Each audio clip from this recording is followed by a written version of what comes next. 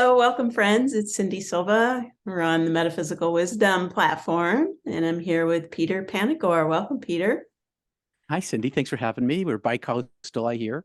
You're over there in the Pacific. I'm out on the Atlantic. Exactly. We have a big arc here. Call it the metaphysical arc here, connecting us. Yeah, I was really curious to have you on the show to share your experience of your NDE, near-death experience, for those unfamiliar. But more than that, I'm really curious about how you've integrated that experience into your daily life. How have you made it practical? How have you made it work for yourself and for others? And however you want to take that and run with it, we'd love to hear from you. Thanks, Cyndi, and thanks for having me on. And hello, everybody. I died ice climbing in 1980 in Alberta, Canada. And I won't tell the whole story because it's long. It's available in books and maybe a movie soon. But I'd rather talk about the experience itself, not the whole build up to it. It was high adventure. We froze. I had hypothermia, frostbite, froze to death, made a mistake, stuck on the mountain through the night. And sometime before dawn, as hypothermia advanced to its end stages, we were still stuck with the rope jammed 100, 150 feet up on a climb. We were off the ice and on the rock at this point. I had a climbing partner who's a certified ice climber. And the mistake I made, I'll tell you what the mistake I made was I climbed with an axe and a hammer instead of two hammers. It was my first ice climb, but I knew enough about mountains and mountaineering to know that I should probably have done something different. In any case, we were about 150 feet up, 100 feet up, and we were clipped into the mountain. So I was wearing a harness and I had a carabiner attached to another carabiner attached to a strap that attached to the mountain with a pin that was epoxied in and an O-ring, an iron O-ring. And my climbing partner, Tim, was to my left, and the rope was jammed in up around the corner.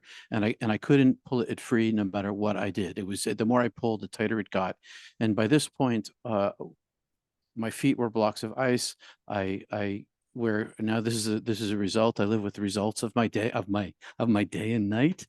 I have circulation problems in my hands, which is fine. You know, I make adjustments. And I think that actually gets to what you suggested, and I'm glad we can talk about in a minute or two, is that near-death experience is a matter of readjusting in the world.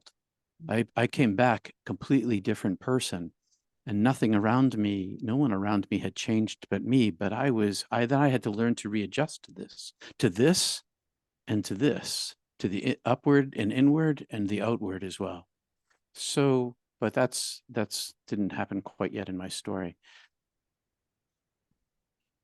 Hypothermia advanced to the end stages, and I began to fall asleep, and I would pull myself back up, and I would collapse to the rock, and I'd pull myself back up.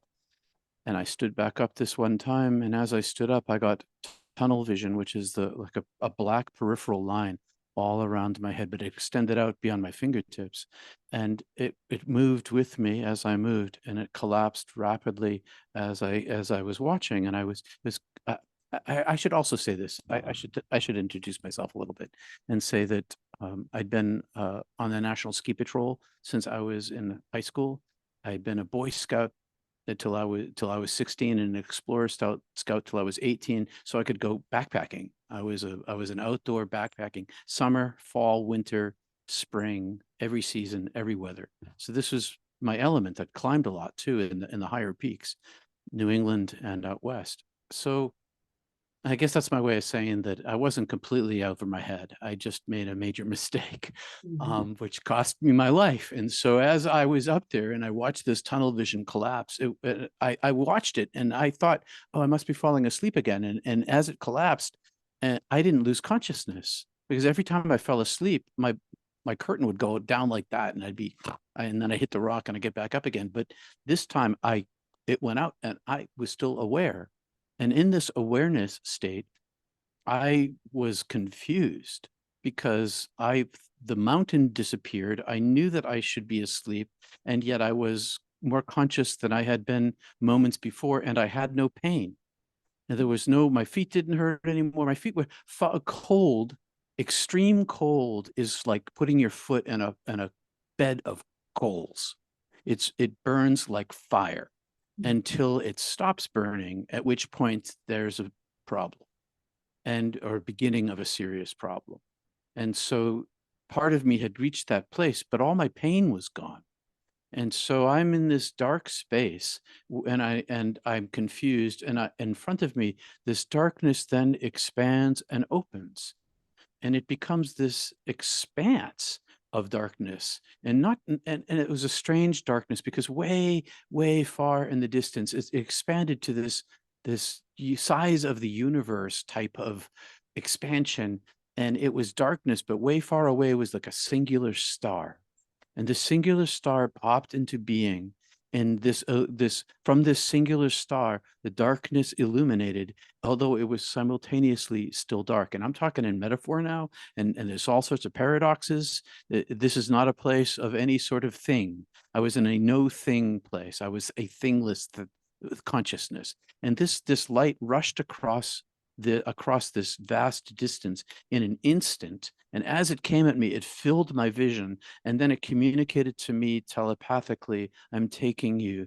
And I put up my wall of willpower that I had been building all night long in this deep brained mammalian reptilian survival sort of instinctual movement forward that dug this very large hole inside myself, where I found this animalistic strength to move forward. And I had this great power of survival, and I put that up as a shield, and it was as if it was nothing. And as it communicated to me, I'm taking you, I said, no, you're not. And it just took me and I was like a rag doll in a river. And just with this thing, I had consciousness, but I had no capacity for um, agency, for movement, or for self-control. And I was encased inside of this being of light. And I know this being of light because this being of light had encountered me as a child, and it's transpositioned.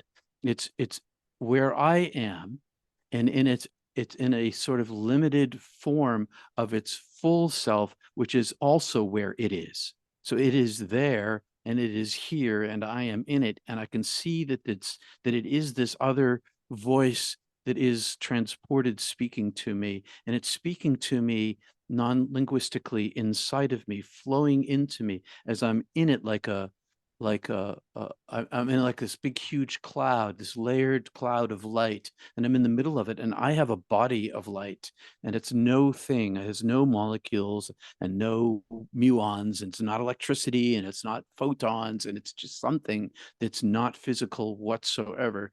But I still have like a form to me. And I can see my own form, and all this is happening at the same time. And so this entity is all intelligence, and it's infilling me. It's telling me, it's showing me it's all intelligence. It's showing me comfort. I am in the most comfortable place. I have no anxiety. I am not stressed. I am not fearful. I am at ease inside. Is this comfort and welcome is being poured inside of me. And I've got this exterior position as well. So I'm in two places at once. I'm inside of this entity, and I'm also outside. And I don't know how to describe this, but I didn't have a location. I was seeing myself inside this entity, moving in parallel with it up the way it came from this edge of darkness. And then as I watched this, and we covered this vast distance in an instant, as it's making me comfortable and showing me its mighty self. I know that sounds wicked biblical, but it was this might, this almighty, this all powerful, this most that there is. And then it like unfolded, or it expanded, or I don't really know. At this transition point, there was this transition, and I still can't see it. I just know that on one side of it, I was inside this limited form of light. It was this being of light that was gigantic, and then it either unfolded or opened like a petaled flower, and I found myself in nothingness. I was in nothingness. This was a darkness in which that I was the only entity other than the entity itself, which is the darkness. So I'm inside like Jonah and the whale, the belly of the whale. I'm inside the divine being, but this is cosmic size. This is cosmic size, and I can see in every direction at once. I am an orb of consciousness, shed of my physical body and my identity, my brain, all the problems of my particular brain. Everybody's brain has limitations. Everybody's body has limitations. I was limitless in my capacity for self-understanding and being present in this as this orb of consciousness. And my seeing, I could see in every direction at once. But my seeing was my being, and my understanding was my seeing, and my seeing was my understanding. There was no separation. I was one entity, and I was no thing in this. If I were a human being and I was dropped in the middle of the ocean by myself, I might be afraid of the vastness of the ocean. But I had no fear at all. I had only comfort and self-recognition. I saw myself and I understood myself to be this higher being as I had always been. It wasn't like I became this. It's like I had lived inside of that. I had been fleshed and embodied and incarnated inside this limited human body, but I never was that body. I've always been this, and I understood my own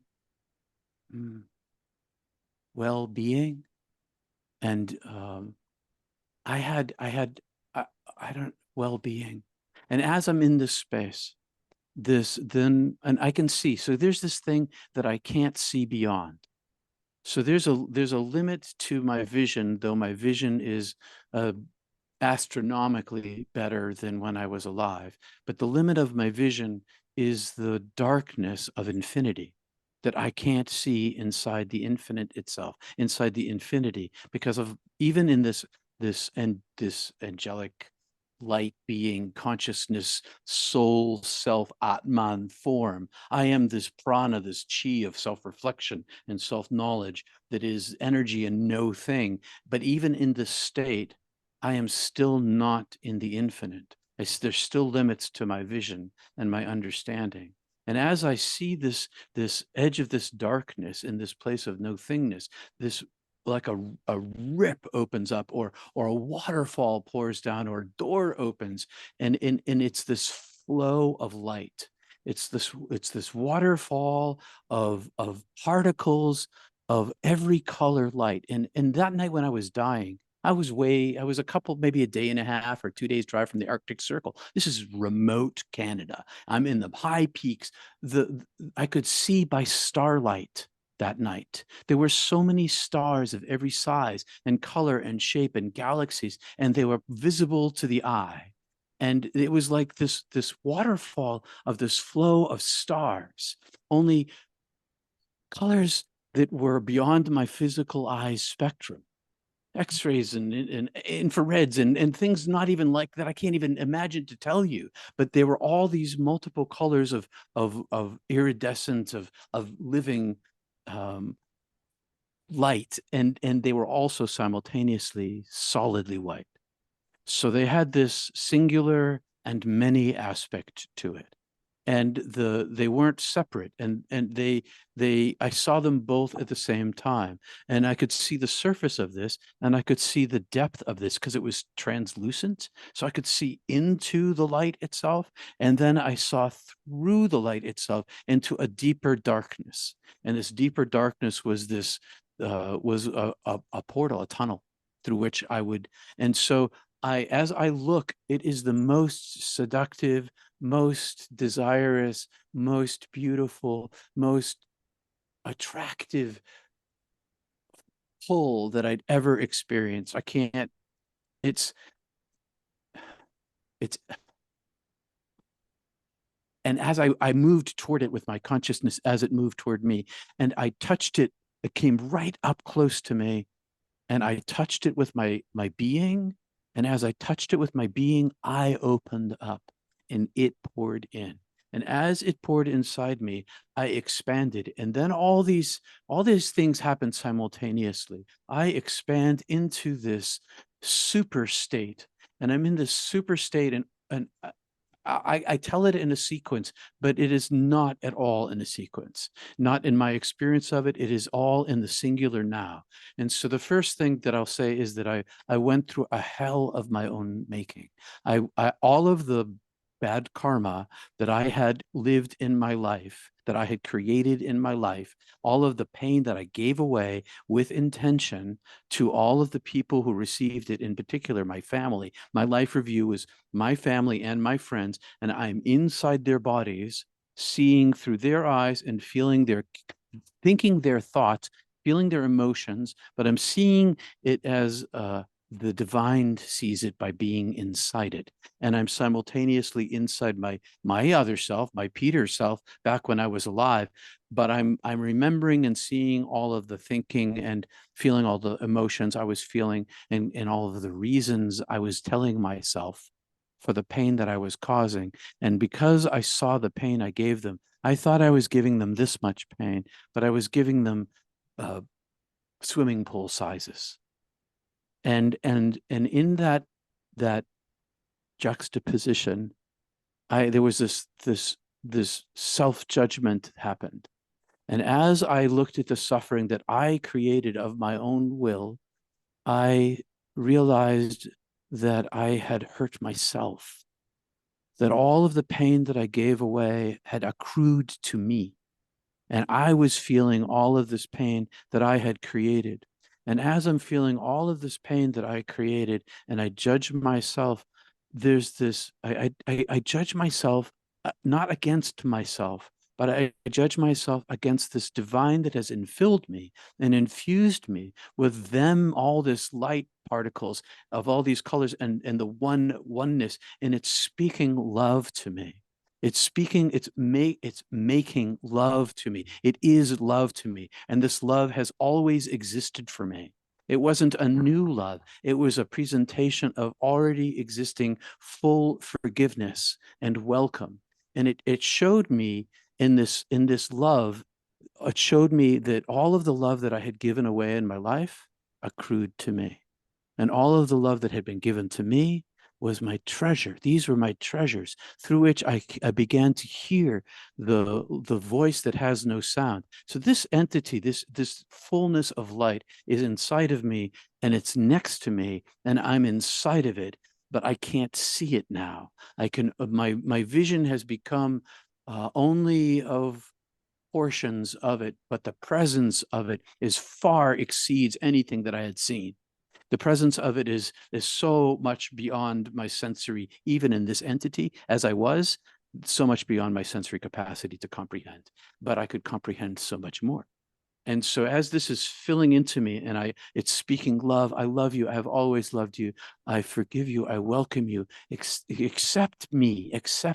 And through that lens of love that I carried with me, I saw my own human nature in like this cosmic context of all of humanity's sinful nature being the same brokenness as the origin of all of the universe and all of the galaxies and all of everything that is made of matter in the universe. It is this separation, this limitation of this purity. And in order for all of this to exist, our cosmos to exist, it has to empty itself of itself and become a more limited form. And part of the limited form in our universe is everything hurts everything else. Everything consumes everything else, from the macro scale to the micro scale. You get the black hole. that's sucking down star systems by the multiple and galaxies, and you get the microbe that eats us and kills us. We're the host, and everything in between. It's all about this, but there's no evil in it. It exists as it does because without this form of existence, it would not exist. And so as I saw all of humanity and all of the sins of every of the most wicked people you could think of in the history of West and East and North and South, that even they are on the same scale as me. And that my point of view shifted from, it's like I was on the moon and I'm looking at Earth. And when you're on the moon, not that I've been there, but I've seen pictures on the moon, looking at Earth, the Earth looks like a smooth, round ball. That's what it looked like to me. This great equality of all humanity and all of the universe existing as limited form of the unlimited, as a manifestation of the unmanifested. And this made this radical equality for me that it came back with me. It didn't stay up there with me. And so as I see this, as I'm shown this is what I was shown. Everything I see, I was shown. I didn't go looking for anything. Everything was just shown to me. And so as I'm being shown this, my ear turns to the love itself, and I am then forgive myself. And all of the pain that I suffered that I'd given away was gone as if it never existed. And I was infilled. And I'm going to stop here for a second, Cyndi. I'm talking on and on and on. I can keep telling the story, but I realize that maybe you have questions. Well, I'm tracking you. I mean, I can get it intellectually. I haven't had your experience, but I'm tracking you intellectually. Okay. And the concept. When you first started telling the story, it reminded me of a Qigong teacher of mine who says, I am in she and she is in me. And then you went beyond that to where there wasn't even no separation then. Yeah. And my question is, as you come back, I know people who've had NDEs and they've come back from that experience with some kind of expanded capacity psychically, like they see auras now, or yeah. So just that would be my curiosity about how this is now, you've gone through this transformation, and how are you showing up different in the world? And you've had to put yourself back together, so to speak, but not in the same way and not with the same limitations. And so that's my curiosity about how, it feels like as you're sharing your story, that my view is that consciousness is, and it's experiencing itself in all these different forms, interacting with itself. And it kind of felt like it came into your life and scooped you up and absorbed all of the experiences it had through you as an individual separate form, and kind of that purged some of the dross or limitation, and consciousness seeking a form that allows its fullest expression, then re-inhabited you in a way that it has now more creativity and more capacity to transmit and receive itself.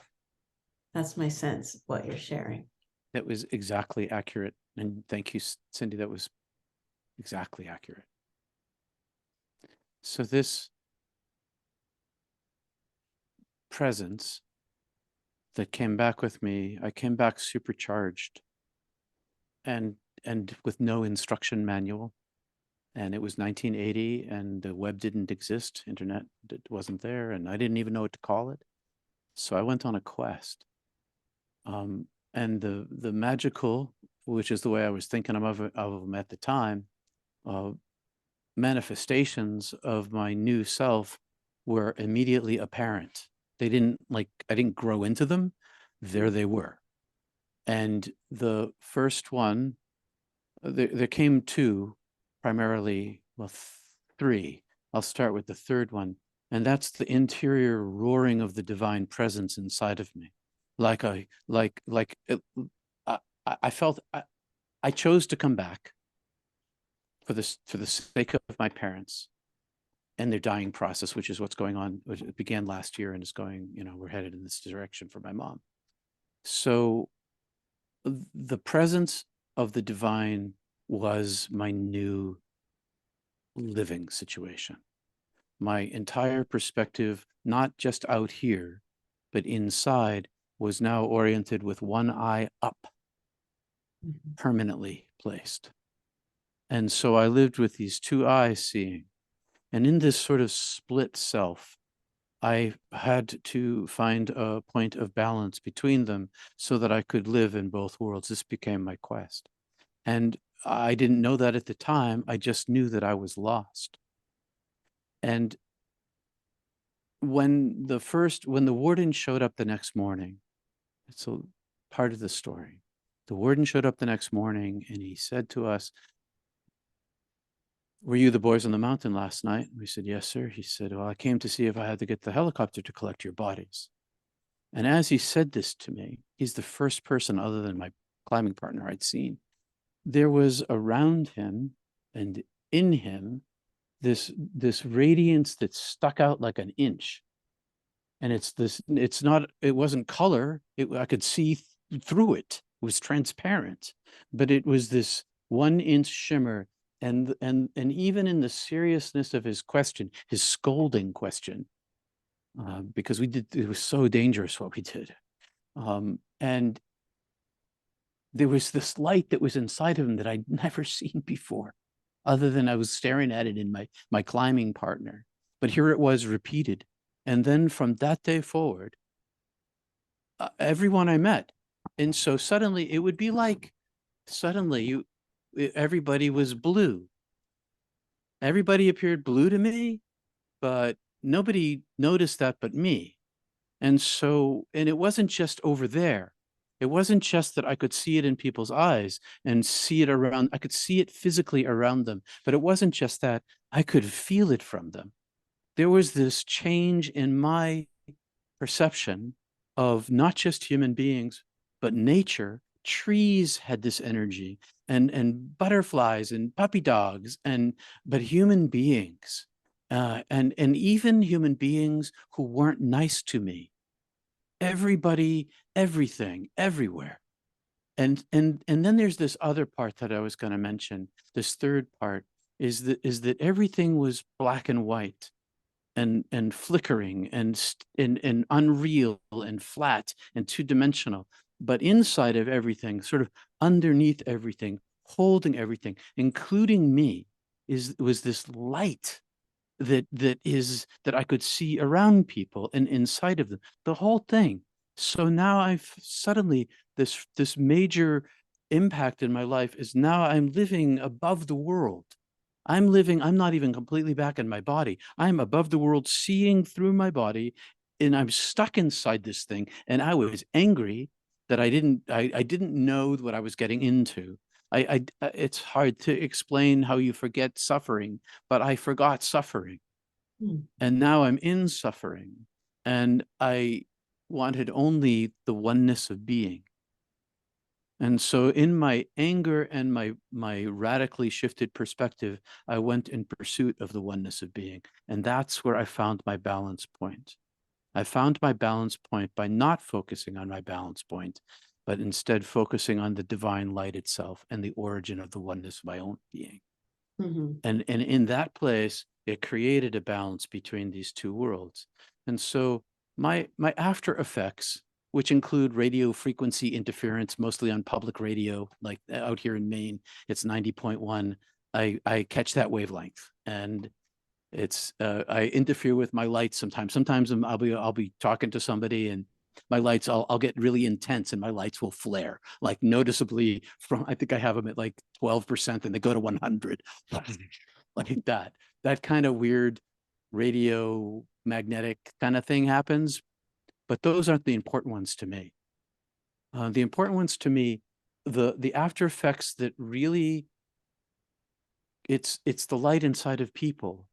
There's comes this compassion and this kindness. And when you see the other as they are, as themselves, as yourself, as the light sees itself, there's this reciprocity and exchange of divine energy. And if you are one, then you know it, because not because someone told it to you, but because you feel it. Everybody has this inside them. It's just that some maybe DNA are masking it, or something else. I don't understand how it all functions, but I know one when I meet one, because I feel them, and I know they feel me. But I didn't know that when all this was happening. I went into this deeper quest inside myself. I gave up my family career plan, and I went to divinity school instead, and I studied mysticism, which they don't teach. I got a 3-year independent study under the dean at Yale, and she allowed me to pursue mysticism without question. And so I dove deep into the Western mystical tradition, classical mystical tradition, and learned about myself. And what I found there was that the people like Teresa of Avila and Julian of Norwich and Meister Eckhart and Rumi and Hafez, it's not just Westerners.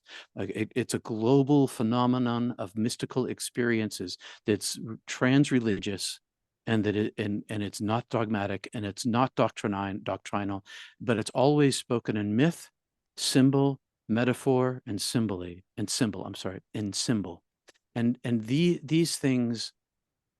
So I went in and I did this deep dive.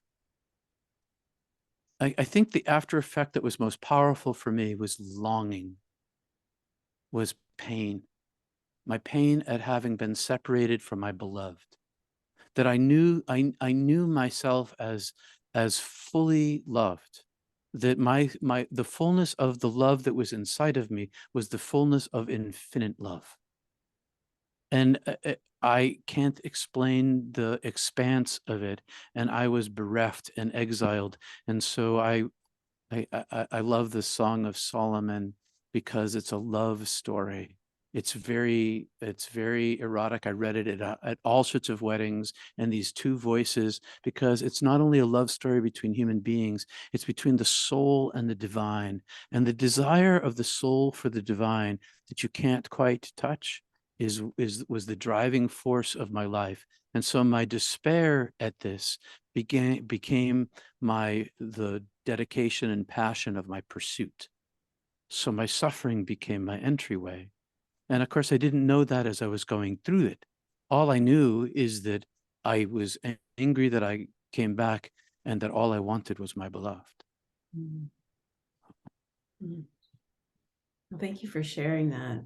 So I love that you bring this forward, because there can be a myth, so to speak, like a disbelief, or let's see, kind of a fantasy, that people who have near-death experiences come back and they're just ecstatic, and it's easy, and they're, like you said, you were above the world, so to speak. And what I love about what you're sharing is that there is an integration process of how do you negotiate living in a world that's based on a separation paradigm, when you're now instantly, positioned in this oneness. And it's it's kind of a loneliness, right? There's a loneliness about it. I was the only one. I Yeah. kept this a secret for 20 years. I didn't hide my eccentricities with it. I still made decisions through it. I still lived through its light. I cultivated like a garden too, for fear of losing it. Mm-hmm. And so I couldn't hide any of that stuff, but I didn't tell anybody, because they couldn't see what I could see. Everybody's blue. Everybody's suddenly still blue, and nobody knows. And I do, and that is insanity. Right. And so better to keep it a secret and travel my journey by myself. which is what I did until 2015. So from 1980 to 2016 really is when it happened. I died again in 15, but I was fully out of the closet by then. But it wasn't until 2016 when I began to meet other NDEers. And I love that you brought forward that I have a buddy who's handsome. He was born super wealthy. He's very capable. He ran the company, and I liked him, but he was kind of arrogant. And then he had a heart attack when he was 40, and he died, and he came back full of joy. And he's like this super generous, very kind, like philanthropist kind of person who's just loves his kids and he's having fun, and he's a completely different person.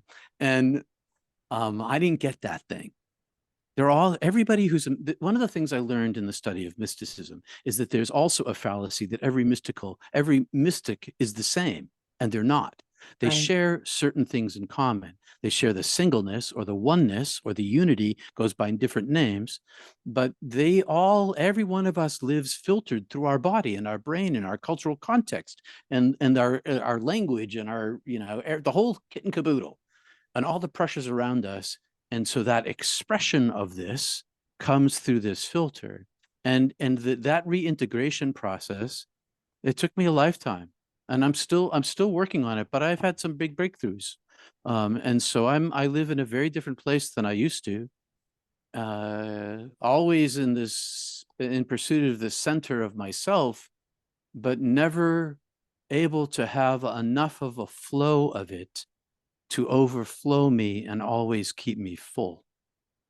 I practice this self-denial of silence and meditation, quieting my mind, not by controlling my mind and telling it to be quiet, but by using language as my tool with my breath in order to find moments and breaths of silence. And then the language falls away and you're just left with breath. And in this practice, and you fall into this place beyond breath, in this practice, there's this training ground for the end of the false self. And lots of practices. It's not the only one, but they all have the singleness in common.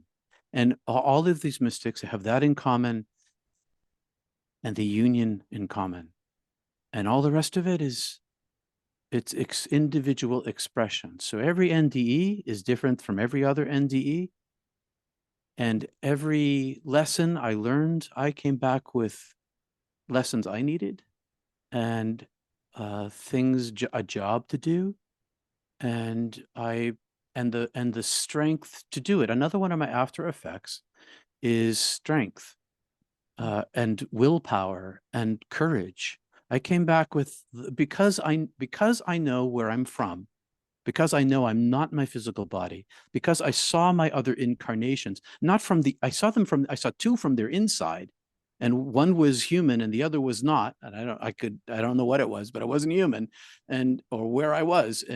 But I saw my other lives from a point of view of my higher self. So I live knowing I am temporary, and knowing that I am temporary here and where I'm from and where I'm going gives me this like a superpower. It's like a superpower of perception. Is I live non-attached in the world. I own lots of things like everybody. I got a mortgage and a car and all this kind of stuff. But fundamentally, in the very center of myself, I see the world is already gone. It's not. When Jesus was talking about the world is passing away, it's because that it always is passing away. For everyone who passes through, it passes away, and everyone who has a body is passing through.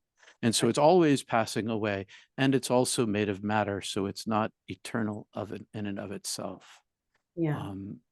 So even when you're speaking, you're saying, I have a car, I have a house, that's not the I that is your immortal I, the infinite I, but that's my false self. You're relating to it, you're identifying with it because you have to in order to function in this world, but it has limitations and the filters, but that's the freedom. I mean, really, there's no freedom without limitation in terms of consciousness having an experience of itself. It has to have limitation in order to experience itself in physical reality and relate to itself in different forms and exchange information and gather data on itself, right? Yeah, exactly. The limitation is not the death of consciousness, it's the instrument of It's the instrument. Well said. Yeah. Yeah, and every instrument, you know, as you say, has a different design and shape. So it's designed to play different tune, different music.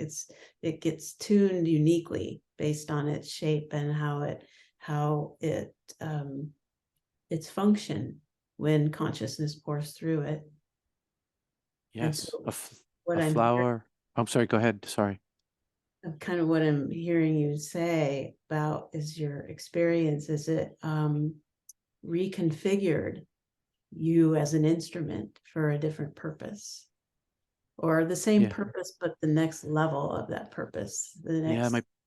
Yeah, for sure. Both of those things, maybe. Um, Repurposed, definitely. Higher purpose for sure. But I came back. My life ended. I was due to die. I was on, like, if you're going through the ticket line, my ticket says definitely dead, Inspired. expired. There's, yeah, all right, that's better. That's much better. Expired. And and I get to the gate and I'm like, yeah, but what about my mom and my dad? And do I have to take this ticket? And because of eternal nature, I had a choice.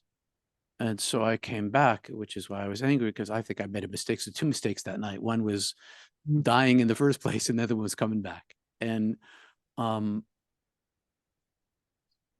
but my purpose supersedes my human existence. And in some ways your choice, because was it really your free will to choose that, or was it just It's the chosen? question. Yeah, it was being chosen, It's you so know, consciousness choosing, or was Peter choosing? it's Are they is the there really a same? difference? Is They're it the the same. same? Yes, But that's when you question that choice, you know, that is, you know, I think questioning reality puts us in an interesting place. put me in darkness. Yeah. That's where it put me. It put me in isolation and darkness and anger. So I had not only had this lonesomeness, I had this anger that I'd been, nobody showed me the fine print of the contract. Mhm. And because on the other side, You were writing it through I your was experience. and I chose my entry point too. I chose, so I was presented with all these different lives I could have lived in this body, millions of them, and in the center of all of them was the divine light. They were all kind of like a flower again, wrapped around this flow of divine light. And I was encouraged to go to the light, and I got kind of close to the light, and then I was like, oh, I'm taking creativity and I'm taking some flesh, and so I go into this flesh body, and so not only am I writing it, I chose it. I chose this thing, and it's not just a singular tunnel. It's got all these other doors on it, all my choices linking to all these other tunnels. And I saw them all. And as I live my life, this is another after effect. As I live my life, I live in this more intense or less intense constant state of deja vu.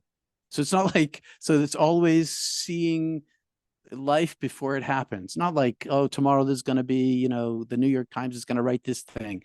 Not that kind of thing. Just the moment before it happens, I've been here before. And I Right. know that it's all because of the choices that I'm making now. Took a Or lot of adjusting. yeah. So that you're referring to deja vu. Yeah, I'm referring to deja vu as an after effect, as a constant after effect. It feels like I float inside of time. It feels like so I have this unanchored feeling here. I'm constantly, because it's always shifting in front of me, because I see the shift. I'm always seeing behind the curtain. And or I see the code inside the matrix to a certain extent. And so because I see this, I've always been, and I had to learn how not to be disassociated here and non-attached. And as I tried to weave myself back into the world again to function, because you gotta eat, you gotta live here. You can't. you got to do something. And as I tried to find my way there, here, by being in the world, I found I couldn't do that. I found that the closer I got to the world, the more hollow it felt to me.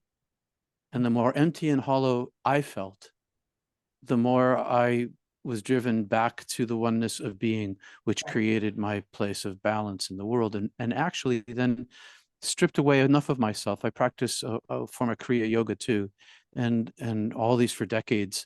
The create a space inside myself for the divine radiance to magnify inside of me, so that I can survive here.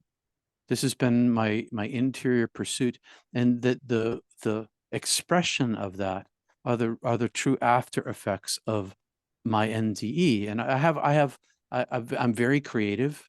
I've had a TV spot for 15 years. I wrote 1,700 spots for it over 15 years, and all fresh material, and always creative, always inspirational. But I'm like this font of creativity, channeled into certain forms. Like every artist picks a form, so a painter's not necessarily a poet, but I all in the service of the divine light, all in the service of this divine love, always trying to not only empty myself and create space inside myself for it to be present with me. I find that it spills over. That's what this energy is.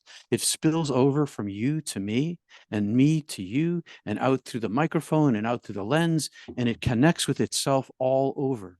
And all over the world. And this binding together, beyond all of the definitions and religions and languages, this binding together is the presence itself inside us all.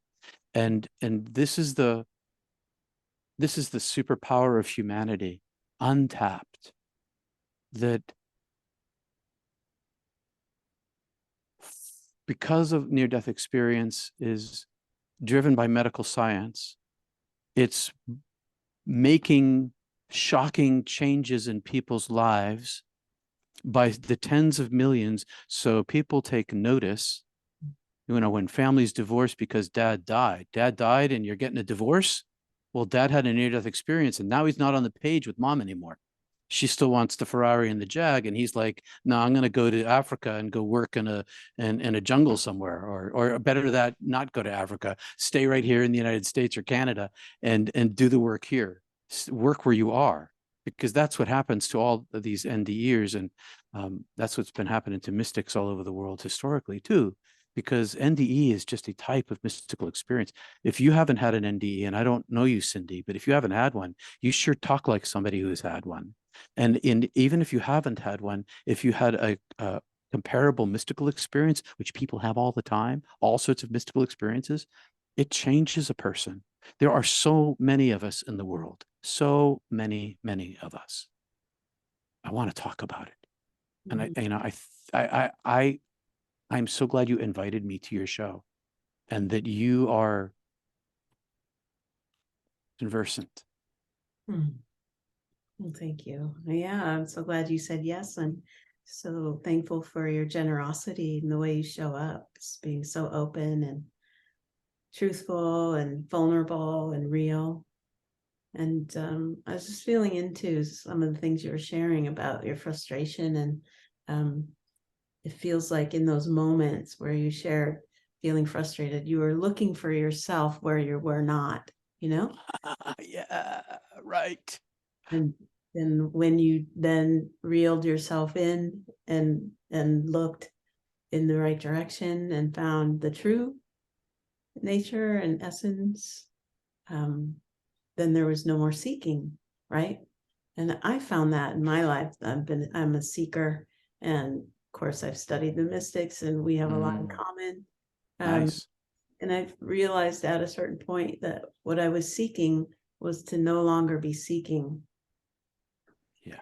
And that I could only achieve that in the moment, that it wasn't going to come in the future after the next book or whatever. It was in the moment of dropping in and falling open to what's here now, and allowing it to have its way with the limitation of what I call myself. Exactly. This is the great difficulty for most seekers, is that the false self convinces us that knowledge of the next workshop, the next book, the next video is going to give us what we seek, and it can't. It can give us tastes of it. You read the poetry of Rumi, and you can taste it in there. But it's only through practice. It's only, there really is why is the path so hard? Well, I don't know. It is. It's just the way it is. The only place that the divine is felt is here now. And for me, the dedication that I have toward the inner pursuit is born of desperation. And so out of this desperation to be in the now, the practice of breath and mantra, or breath and focus, or even beyond that place, that place of silence is the place of now, and it's cumulative. And so the more you spend a moment or a breath inside this space, the more the self, that one thin layer of the self, peels away. And there's more space inside. And then over and over and over again, breath by breath, then this space develops. And then it's not in the future. Like, I know I'm going to die. And I'm not looking forward to going to heaven. Yes, I am. Okay. I was suicidal for most of my life. Okay. So that's kind of that's not a, I found in the meantime in my healing that I can actually bring heaven here now. And this is what you're talking about. I live in this state of the luminosity itself. And not because I'm doing anything, but just because I practice getting out of the way. Because you stopped. Yeah, because I stopped. Yeah. That's it. Well, It's so simple. I still love to read and go to workshops, but I'm doing it from a different. Oh, me too. Me too. Yeah, just to go and just be a passenger consciousness, witnessing what consciousness is experiencing through me, and being an observer and a witness to consciousness having an exchange with another being, and being curious and open. Me too. And I read a lot of books, and I go to conferences and workshops and stuff. Still Yeah. dipping into I that. didn't mean to diss that out completely, but the difference, I mean, I am sure you understand. Yeah, I know the difference. But I still go and I still read books. I just finished a great courses on Confucius, Buddha, Muhammad, and Jesus. Well, I have a book for you. You might like, What's if you that? haven't already read it, called The Radiant Sutras. No, I haven't read it. It's like what you were describing before with that, a lot of similarities to the poetry of Rumi, where there's the ecstatic relationship within, between the form and the formless nature of self. And this is a beautiful translation of tantric, a tantric text, and it's been translated very wonderfully by a man named Lauren Roche. Lauren, Lauren, Loren. Ren. I think maybe Rausch. I think That's good. That'll get me there for sure. you'll find it. It's the Radiant Sutras, and yeah. I'm a fan of the sutras. Yeah, you'll love it. Thank you so much again, and thank you all listeners for tuning in. It was a wonderful and fascinating conversation with you, Peter. Thanks for having me, Cyndi. Glad you're out sharing your experience, and have fun at the inauguration tonight. Thanks. It's going to be fun. Yeah. All right. Thanks, everyone. We'll see you next time. Everybody. Bye.